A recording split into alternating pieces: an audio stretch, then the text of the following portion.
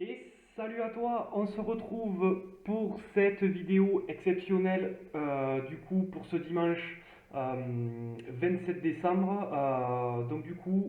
Ça me fait vraiment plaisir de poster pas une mais deux vidéos, t'as compris, aujourd'hui c'est la deuxième vidéo.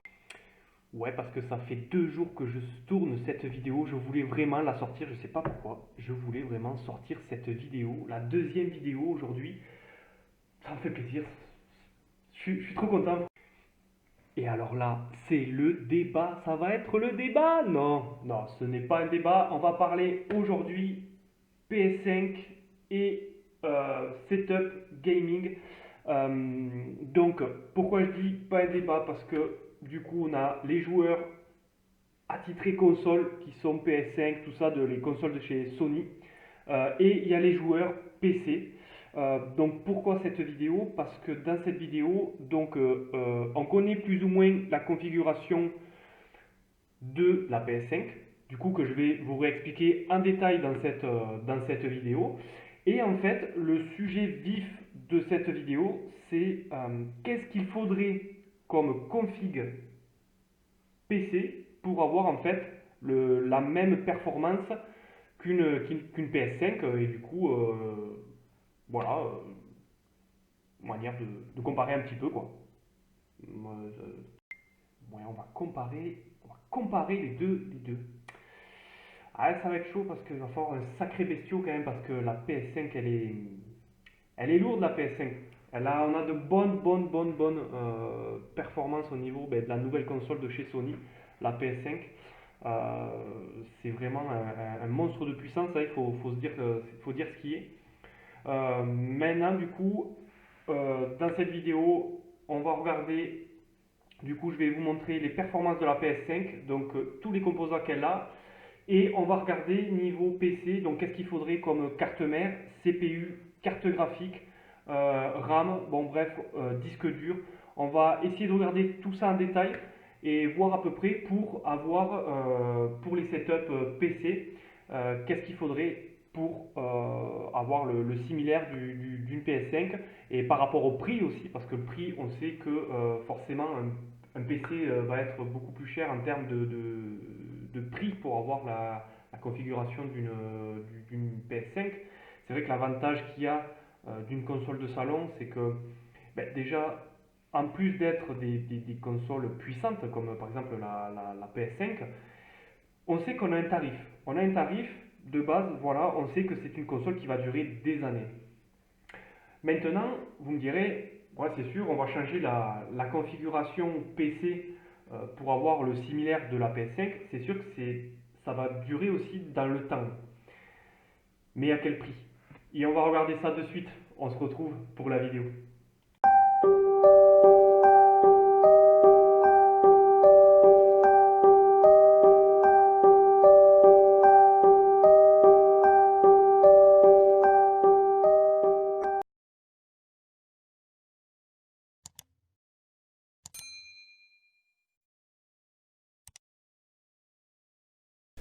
Alors on se retrouve donc du coup on va d'abord commencer par les caractéristiques de la PS5.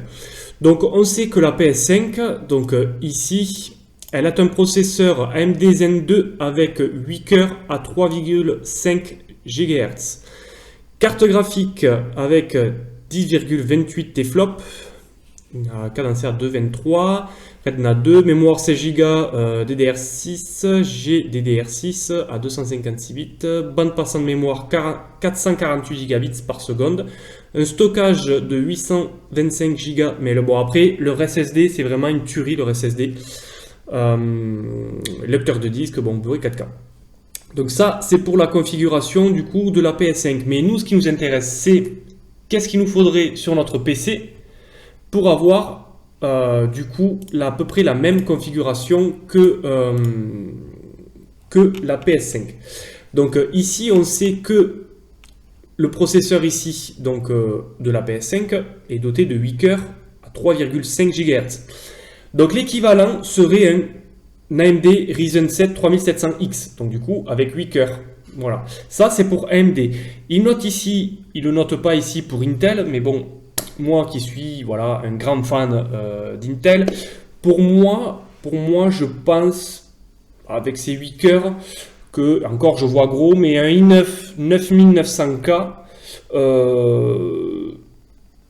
ferait l'affaire par rapport au processeur de la PS5, parce que le i7 9700K, enfin, ouais, le i7 9700K, ça arriverait, bon, peut-être tout juste, mais pour être bien, je pense qu'un bon i9 9900K par rapport à la PS5, je pense que niveau processeur, on serait pas loin.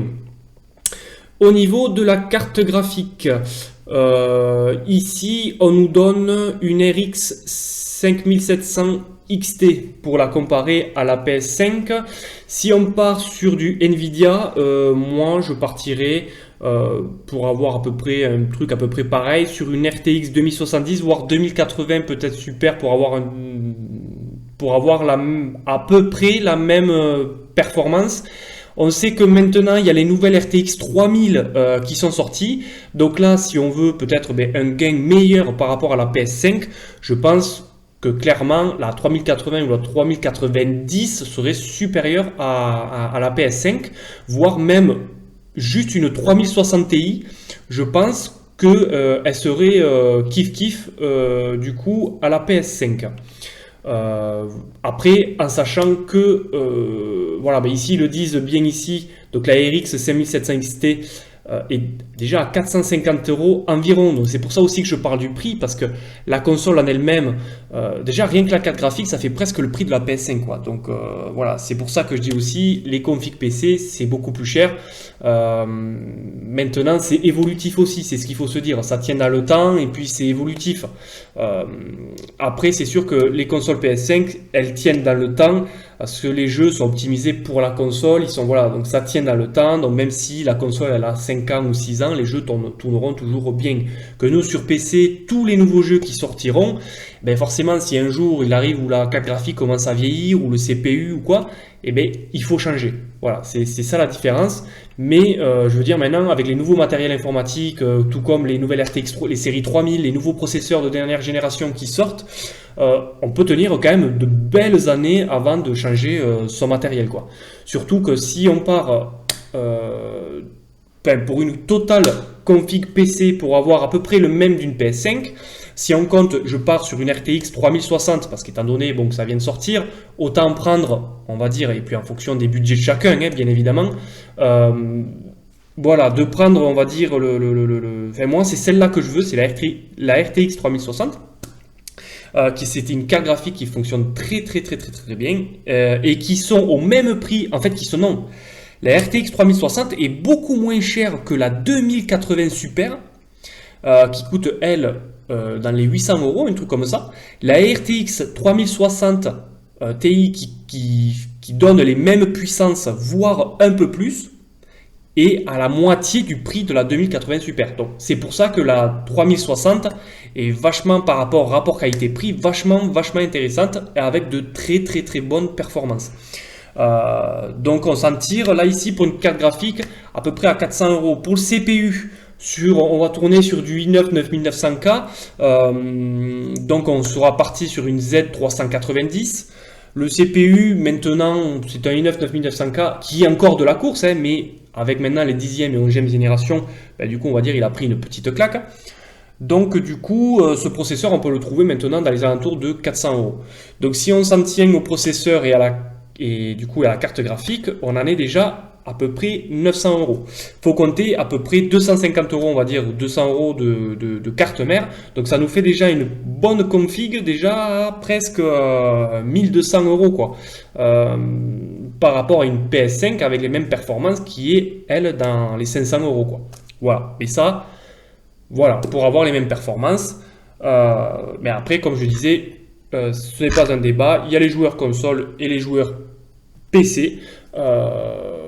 Donc voilà, ça c'est pour la partie donc, graphique et CPU on a vu. On part sur la RAM. Donc là, ils disent, donc on est sur du 8 Go de RAM GDDR6. Donc présent dans la carte graphique ont été pris en compte et seuls 8 Go de RAM DDR4 ont été ajoutés. Ok, une barrette de RAM affichée à 50 euros sur la toile. Ok, donc nous après, ici, bon, sur les PC, après j'ai fait une vidéo du coup, justement sur les fréquences de RAM. Là ici, on parle de 8 Go de RAM, euh, mais ils comptent aussi, ils prennent en charge apparemment la RAM qui est dans la carte graphique. D'ailleurs, un truc, un système par rapport à ça que j'avais lu. Nous, pour le minimum, pour les bons jeux qu'ils font maintenant et tout, c'est du 16 Go. Maintenant, bon, voilà, pour être vraiment tranquille pour les vidéos, tout ça, bon, moi le premier, bon, j'ai mis 32 Go. Maintenant, voilà, il y a de la différence entre justement tout ce qui est fréquence et temps de latence. Donc, plus vous prendrez des barrettes de RAM avec une haute fréquence et une latence qui est beaucoup plus bas, vous aurez de meilleures barrettes. Voilà. Donc ça, pour les barrettes de RAM, on peut se trouver, admettons, je pense que des barrettes de RAM, même si on met du 16 Go, je pense que 16 Go, allez, en 3200, celle 15, bon, niveau barrette de RAM, je pense que serait bon à peu près kiff-kiff. Le stockage, par contre, c'est ce stockage qui est vraiment magique sur la PS5. C'est un SSD bon, là, de 825 Go, mais à 5,5 gigabits par seconde. Donc ils mettent bien ici, introuvable sur le marché. Parce que c'est vrai que c'est un. Ben, franchement, même sur l'informatique, je pense pas qu'il est plus rapide. Parce que moi, le mien, c'est M2 NVMe. Mais il fait du 3000, quoi. Du 3 Go par seconde. Donc on est loin des 5,5. Mais c'est vrai que pour ça, le stockage, ils ont géré, ils ont fait un truc vraiment propre. Donc franchement, voilà. Après, donc une vitesse d'écriture plus facile à retrouver pour le grand public. Donc là, il y a un SSD. Voilà, ils mettent ici un SSD PCIe 4.0 de 1 TO 5 gigabits par seconde au prix de 140 euros. Merci la promotion Amazon. Donc voilà, je ne sais pas si c'est encore affiché au même prix, mais c'est vrai qu'à ce prix-là, pour du 5 gigabits par seconde sur un PCIe 4.0, après bien évidemment, on part sur du PCIe 4.0, donc je pense que ça doit être sur les nouvelles cartes mères, les séries 400, donc justement avec les nouveaux PCI 4.0. Mais je ne sais pas du tout si c'est encore au prix de 130 euros. Après, bon, pour le boîtier, du coup, on peut pas la comparer parce que là, ça reste une console de salon. D'ailleurs, esthétiquement, elle est vraiment très belle, d'ailleurs, la PS5. Donc, moi, après, niveau boîtier, mais ça, c'est au goût de chacun, quoi. Donc là, il n'y a pas vraiment pas vraiment à s'attarder sur le boîtier parce que c'est chacun qui le veut. Moi, par exemple, j'ai un Corsair 680X. Voilà, après, chacun met le boîtier qu'il veut avec RGB, sans RGB. Bon, voilà, ça, c'est les goûts et les couleurs de chacun. Et bien du coup, j'espère que cette vidéo t'aura plu. Du coup, on a regardé un petit peu les spécifications de la PS5, tout ce qui est CPU, carte graphique, RAM et leur SSD magique, parce que c'est un SSD, pour moi, pour l'instant, à l'heure actuelle, le plus rapide du marché. Euh, donc, on a regardé aussi par rapport au setup PC, du coup, qu'est-ce qu'il faudrait comme configuration pour avoir à peu près la même performance qu'une PS5. Donc moi, si je peux conseiller une configuration, ça, je partirais moi sur une Z390 avec un i9 9900K pour ce qui est partie CPU. En carte graphique, je partirais sur une RTX 3060. Et en barrette de RAM, je partirai sur du 16 Go ou 32 Go en fonction de ce que vous utilisez de votre PC, sur du au moins minimum maintenant 3200 MHz avec du CL 15 ou CL 14 pour la partie RAM. Après, partie des disque dur, leur SSD, voilà, c'est une tuerie, c'est du 5,5 gigabits par seconde. Là, pour l'instant, on ne peut pas trop rivaliser dessus. Moi, je sais que j'ai un M2 NVMe, c'est un 3000, enfin, c'est 3 gigabits par seconde. Donc, c'est vrai que niveau rapidité, un lancement du jeu, quand on va lancer le jeu va se charger vraiment très très très vite. Et même au niveau fluidité système, ça va être vraiment beaucoup plus rapide chez eux. Donc là, c'est vrai qu'on a une petite perte encore au niveau disque dur, étant donné que de toute façon sur le marché on n'a pas encore trouvé mieux que le leur, donc forcément on ne pourra pas faire mieux. Mais voilà, je pense que comme on a vu sur le site, il y a déjà du 5 gigabits par seconde à 140 euros. On s'en rapproche un petit peu, donc voilà. J'espère vraiment du coup que cette vidéo t'aura fait plaisir. Moi franchement ça m'a vraiment fait plaisir. Euh, Sachant que du coup pour la config PC, on va tourner pour avoir un truc similaire à peu près à la PS5. on va tourner, allez, on va tourner à peu près entre 1200 et 1500 euros pour avoir une configuration à peu près comme la PS5, quoi. Voilà. Et sachant que la PS5 en coûte 500, entre 500 et 600, et pour voir un peu gros, et là il faudrait compter, ouais, allez, on va dire 1200, ouais, mais entre 1200 et 1500 pour faire une tranche pour le PC. Sachant qu'un PC, c'est modulaire, on peut changer les pièces quand on veut, s'il y a une pièce qui, voilà, on peut changer pas mal de choses quand même sur un PC. Après, voilà, comme je disais, il y a ceux qui préfèrent être joueurs console, ceux qui préfèrent être joueurs PC. Là, c'est vraiment pour donner, on va dire, un avis, pour avoir un petit avis de qu'est-ce qu'il me faudrait comme configuration sur mon PC pour avoir à peu près la même chose que la PS5. Voilà, c'est vraiment à titre d'information comme configuration qu'il faudra avoir. Et voilà, du coup, ben, moi je vous dis à très bientôt pour la prochaine vidéo. N'hésitez pas à liker et à vous abonner, ben, du coup, si vous aimez la vidéo. Et on se retrouve, ben, du coup, comme tarif habituel pour la prochaine vidéo. Bye bye tout le monde.